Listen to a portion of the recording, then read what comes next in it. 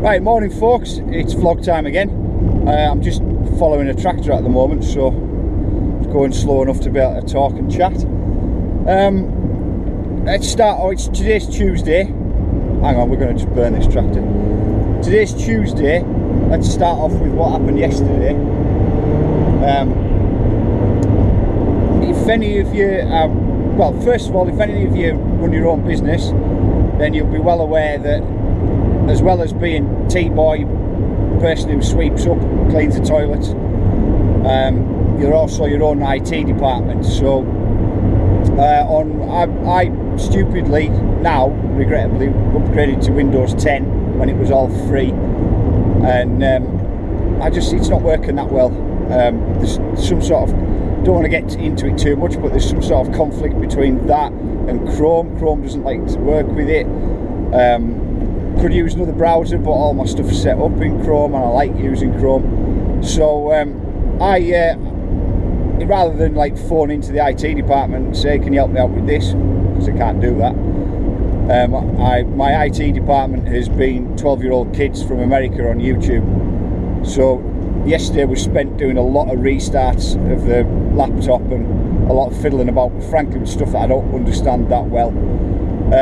However, seems to be working okay now, which is good, because that leads me on to something I've got going on later on this week. Need the bloody computer working. As some of you all know, I've got into doing podcasts now, and rather excitingly, this week I've got a guest on. He's a chap called Davy Burks from Hookit Products.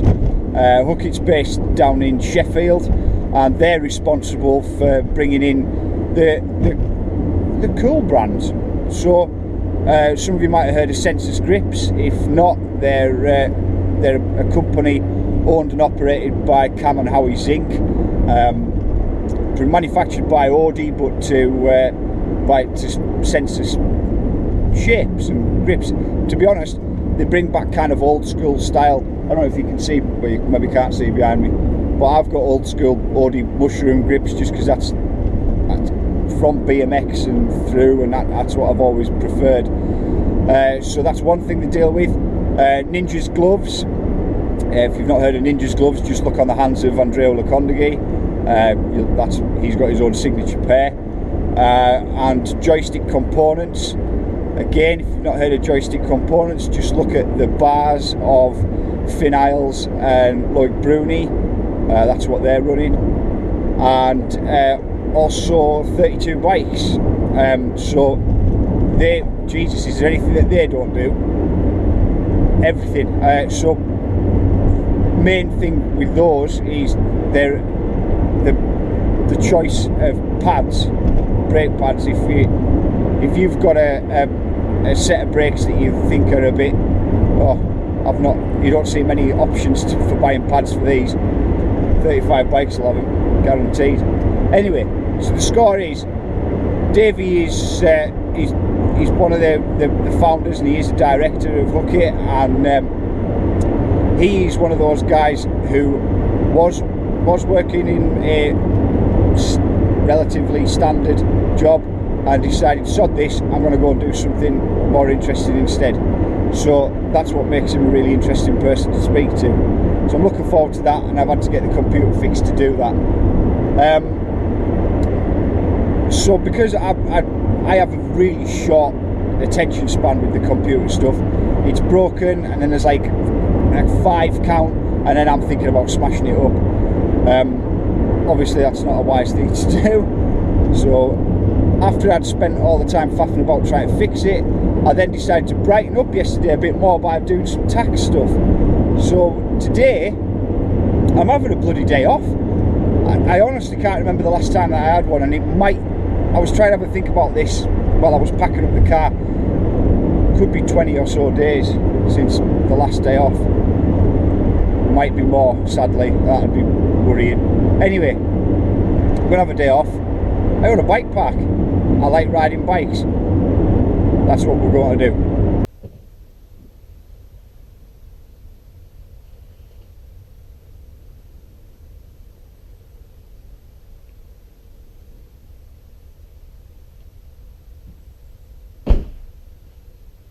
So I'm in a bit of an unusual situation at the moment. I've only got two objectives for the day. One, I want to ride Gasoline Alley. I've never ridden it before. And two, I want to fit a how-to into this vlog, whichever one you want to call it. But it's only 10 to 10, so that means there's plenty of time for phone calls, emails to come in. We'll see how it goes. But shut up, birds. So seeing as it's been a little while since I've been on the bike, I am going to take my own advice and I'm going to go for a run down Magic Bus first to get warmed up. I have to admit it is a little bit unusual for me to build a track and then especially open it for a race and have it open without doing any testing on it. This one, it's been eyed in. I've been building for a lot of years. It's one of those ones where the time scale of things just didn't pan out for me to keep doing the stop start. Usually I prefer to build a section, test it out, then build the next section.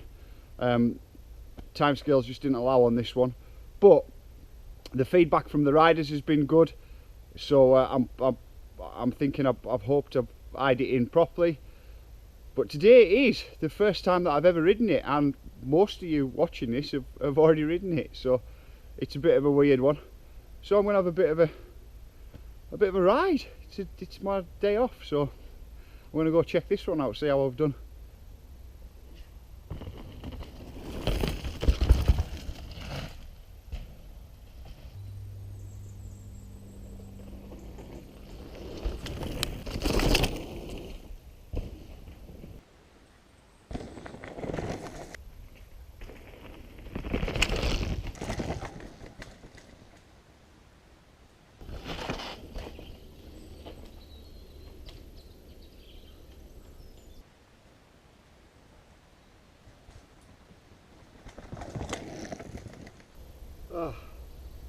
So I have to say I'm pretty pleased with how Gasoline Alley's turned out. I can't say I'm that pleased about my riding at the moment. It's been a while off the bike, I'm an old man, but it's riding like a bit of a squid. However, the other thing on that is, on Gasoline Alley, I feel like all sections are linking together as they should. But the good news about it is, and something I'm pleased about, is even when you're just cruising it, and your riding's not actually on point, but you're having a bit of a cruise through, stuff still links up okay. You don't have to be hitting it at top whack to get everything to go in, which originally I was kind of concerned that you might need to, the only way to get through it would be at speed. So that's good news. It's working as planned. Speaking of riding like an old man squid, I suppose now is the perfect time to make a tutorial on this thing. At this point it's probably good to get some disclaimers in. I am not a qualified mountain biking coach. I'm not a racer. I'm not a free rider. I'm not even a weekend warrior, because that would imply that I get to ride every weekend. This is purely from the perspective of a builder, an old builder at that. So what we're dealing with here is a 12-foot hip gap. It's probably in this area in the north, it's pretty uncommon. You don't find them very often, and the reason that I'm making this is because I get a lot of questions about it while I'm open and I'm up in the cabin, and at that point I'm kind of sat behind the counter. It's a little bit difficult to kind of explain, and I get lots and lots of questions about this, so maybe it's better to show it. Where I'd start first, it'd be line in and entry speed. The line in, as you can maybe see, is down over some roots and a couple of rocks. For me, my advice would be try and unweight the bike a little bit over that part. It's not worth chattering through it while you're trying to set for your jump. So if you can unweight and suck it up a little bit, that's the way forward. As for entry speed, it's probably lower than you actually think it is. If we walk you down, you should be able to see from here already that there's a kick, and this does have play a part in it. You should be able to see there's a tranny, a kick, whichever you prefer to call it. I use the word transition, and you can see the most popular lines cutting down over here and up and over. Now,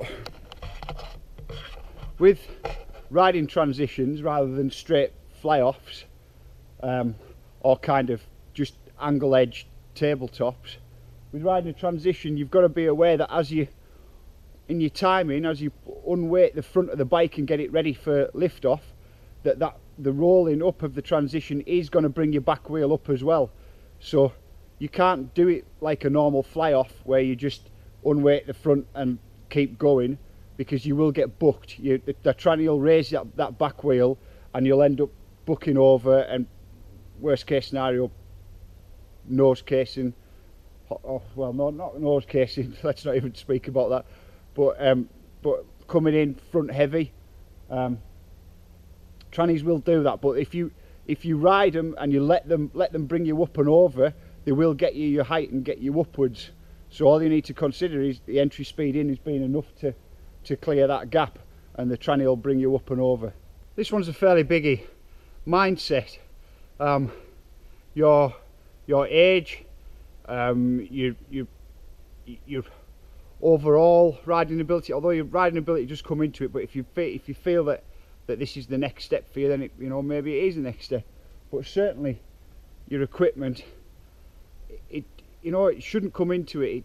You can't let it affect your mindset. If you're feeling confident on all the stuff that builds up to this, and the stuff that you can be shooting equally this size, the ski jumps down on Get to the Chopper, and there's other gaps on here to give you confidence and building up to it. And if you're overshooting them, then maybe it is time to move on. But dude, that's a 2010 bike. It ain't the latest technology. I ain't the latest. 41 in a few weeks. You can't let it affect your mindset. If you're gonna go for something and you're gonna attack it, then go for it and attack it. Do it. By all means, have a few runs in, and definitely build up to it. Use the rest of the park. That's what it's here for. But if you decide you are going for it, do it. You've got to let it flow. One of the big things is you've got your speed, you set up. When you lift, get a little bit of style, and then you get ready for landing. Now, one of the reasons I say get a little bit of style is because if you're thinking about that, even just a bar turn, just a bar turn, it will help you stop from dead sailing in the air. If you're thinking about doing something in the air, it stops that kind of frozen dead sailor, and man, nobody wants to see that, and I don't want that to happen to anyone. So if you're thinking about just a little bit, it allows you through the air, but it's trying to link all of those things together all in one. So the very definitive words: speed, set up, launch, get ready for touchdown, and then land. What you want to do is, rather than have those separated as 5 things, link them all into one and just make them all blur. You'll see an example of this, and I don't know if it's a great example. I don't know how many people saw it, but Conor Fearon is one of those guys in like step downs in corners, and Brendog's a bloody perfect example. You see how he rides, and he's already into the style section. He's blended that in between with his setup and takeoff, and then no sooner has he got through some style section that he's then blended it back into thinking about putting down again, and he makes it all one movement. Now, if you can, it takes a little bit of time to get your head around that, but like I say, use the rest of the park, and if you can get your head around blending it all into one movement, then you're on to a massive winner. Anyway, like I said, I'm no qualified mountain bike coach, and this is not a replacement for mountain bike coaching at all. Go out there and get some, it's well worth it. But we're going to try. I'm riding rubbish today and all. I don't know if this is a great idea, but we're gonna try and so that I can demonstrate, and then at least I'm not stuck behind the cabin desk going, well, it's a little bit like this. Let's demonstrate. So I've done what's hopefully classed as the sensible thing and been and got warmed up on the rest of the park first before hitting this, but I want to give you a bit of a helmet cam view of my first running of the day of this, my first hitting of this for a few weeks. But it should be a good example because I won't be up to full speed, and probably it's around the same sort of speeds that you're hitting it at. Anyway, I'm no Claudio Calori, but let's give it a go.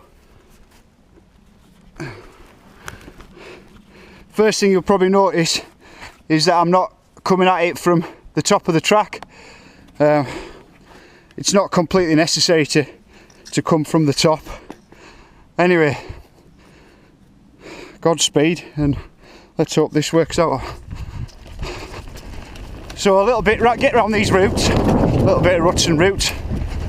Unweight the bike here, head up and over. Unweight the bike here,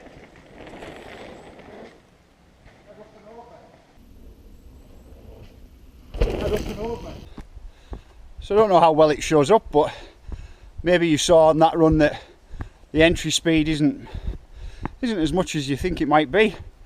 A lot of people seem to think that you've got to absolutely blast into it, and part of their concern is I won't get enough speed, but we're going to go again, and because let's see if we can do it twice, and maybe that'll, a second time over you'll get another chance to see. But yeah, don't have to go as fast as you think. Run 2, we'll go at it again.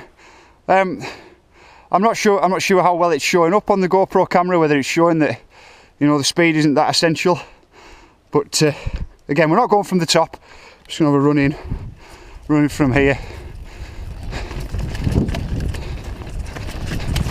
Oh, cock that bit up. Put a couple of pedals in.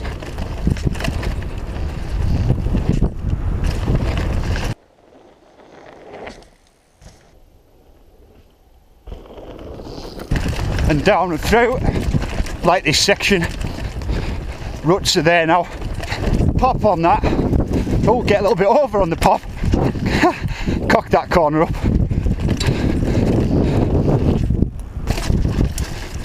Down through here. Hoopla!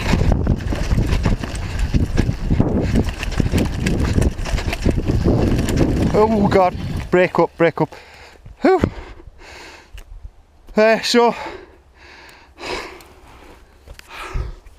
like I said, don't know if I'm the best person to be doing tutorials or whether I'm the best person to take advice from, but if you too happen to be an old 40-odd BMXer from the 80s who builds a little bit, then maybe I'm the greatest person to give you advice. Thanks very much for your time, folks. I'll see you again soon.